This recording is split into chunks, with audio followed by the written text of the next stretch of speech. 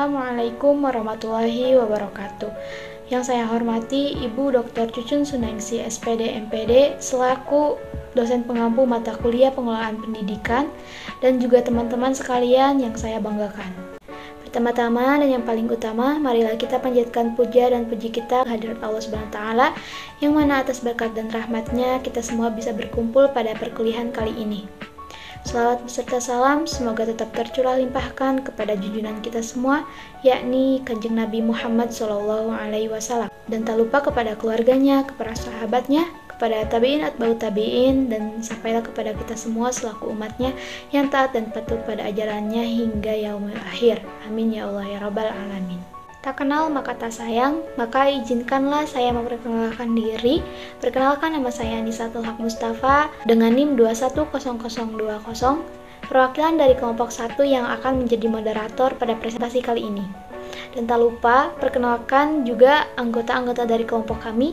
Yang pertama ada Dita Rahayu dengan NIM 2102265. Yang selanjutnya ada Neng Nenden dengan NIM 2100388. Yang selanjutnya ada Rahma Isnaini Fadila dengan NIM 2109488. Dalam kesempatan kali ini, kami akan mempresentasikan hasil kerja kelompok kami mengenai materi pengelolaan pendidikan. Baiklah, tanpa berlama-lama, izinkan saya untuk membacakan susunan acara pada presentasi kali ini. Yang pertama pembukaan, yang kedua penyajian materi, yang ketiga penutup.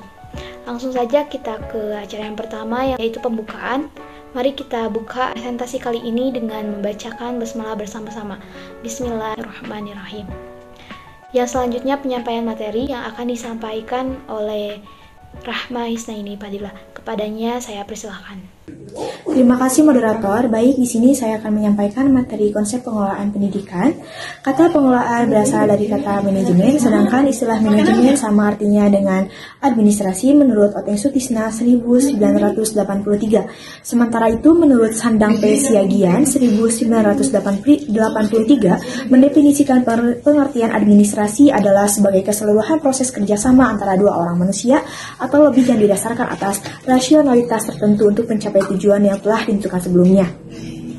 Oleh sebab itu, maka pengertian pendidikan dapat diartikan sebagai upaya untuk menerapkan kaidah-kaidah administrasi dalam bidang pendidikan. Lalu ada fungsi dan prinsip pengelolaan pendidikan. Ada 7. Yang pertama, membuat putusan, di mana membuat putusan ini bahwa pengambilan keputusan merupakan faktor kunci dalam konsep manajemen pendidikan. Dengan fungsi ini, lembaga pendidikan dapat membuat gambaran pengaruh dari kebijakan yang diambil atau diterapkan. Lalu yang kedua ada merencanakan. Dengan melakukan penilaian sistematis pada kondisi masa depan dengan mengumpulkan segala informasi yang berkaitan dengan kondisi saat ini, dengan sumber daya yang dimiliki, manajemen pendidikan dapat membentuk gambaran filosofis akan masa depan sehingga dapat memberikan manfaat dan kebaikan bagi masyarakat. Lalu yang ketiga ada mengorganisasikan. Dalam hal ini lembaga pendidikan perlu menerapkan manajemen yang tepat untuk mengelola sumber daya yang ada guna mencapai hasil dan tujuan secara efektif dan efisien. Salah satunya membentuk organisasi yang memudahkan beberapa urusan seperti organisasi komite, staf sekolah atau staf pemeriksa. Lalu yang keempat ada mengkomunikasikan. Dalam hal ini diperlukan semua elemen orang, materi, dan ide-ide pengetahuan hingga prinsip untuk mencapai tujuan bersama.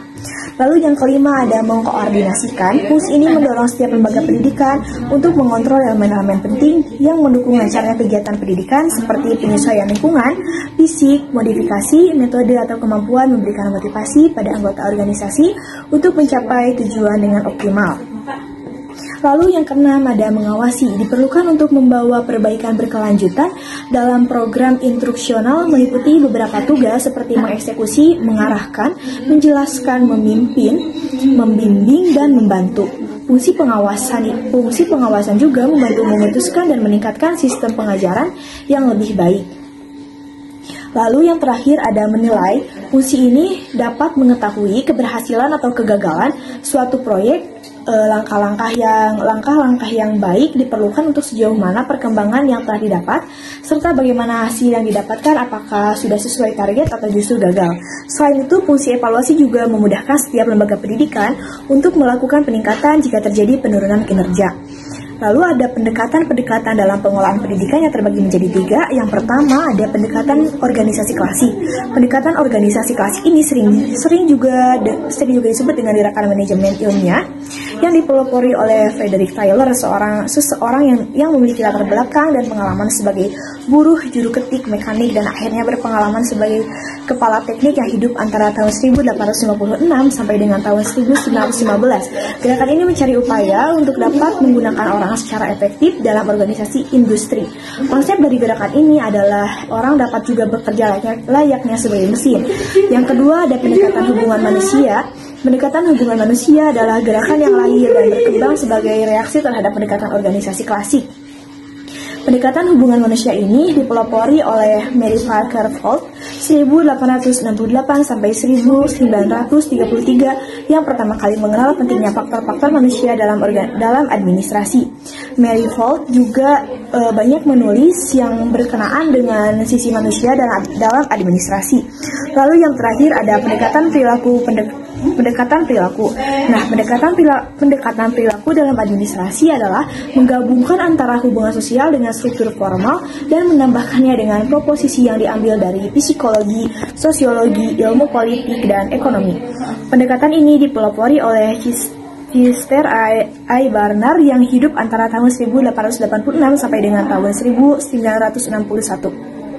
Sekian pematerian dari saya serahkan kepada pemateri selanjutnya. Terima kasih. Baik, selanjutnya saya akan memaparkan materi tentang proses manajemen pendidikan.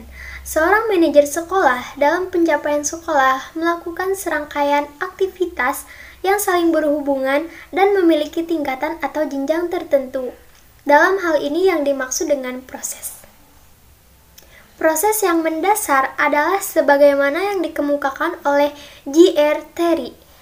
Yang pertama ada perencanaan atau planning. Merencanakan pada dasarnya menentukan kegiatan yang akan dilakukan pada masa yang akan datang. Kegiatan ini dimaksud untuk mengatur sumber daya agar hasil yang dicapai sesuai dengan apa yang diharapkan. Yang kedua ada pengorganisasian. Pengorganisasian adalah salah satu fungsi manajemen yang mempunyai peranan penting seperti halnya fungsi perencanaan.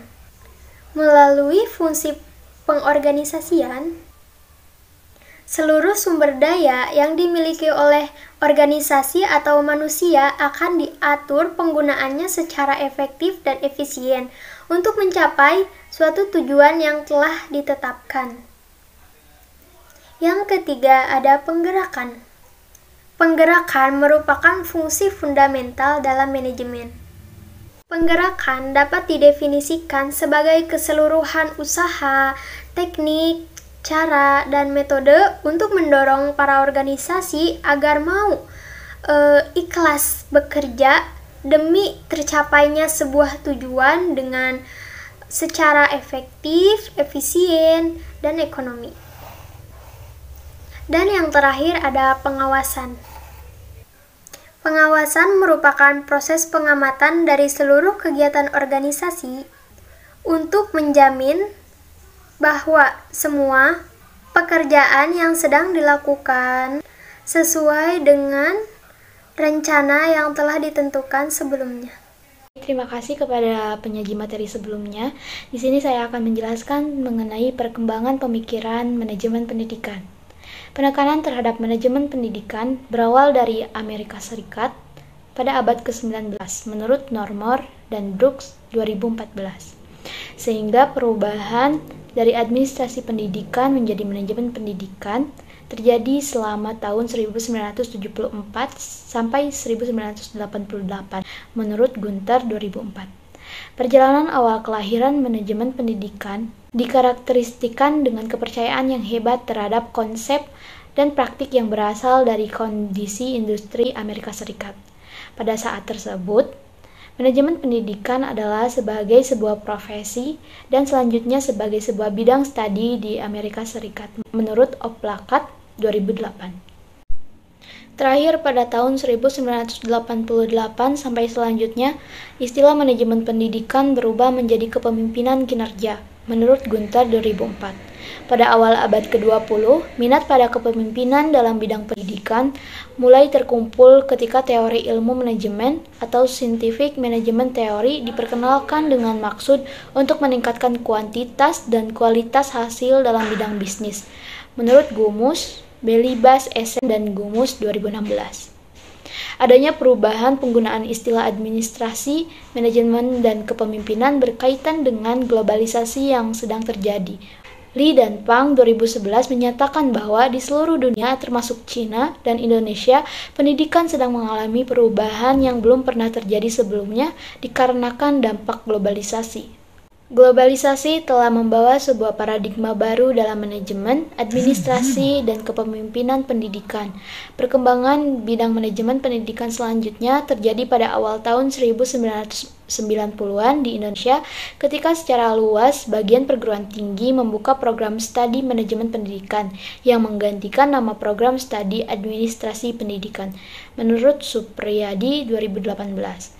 Misalnya, Universitas Negeri Malang, Universitas Negeri Yogyakarta, Universitas Negeri Jakarta, dan Universitas Negeri Malang merupakan perguruan tinggi yang tanggap terhadap kondisi pendidikan dan kemajuan bidang manajemen pendidikan.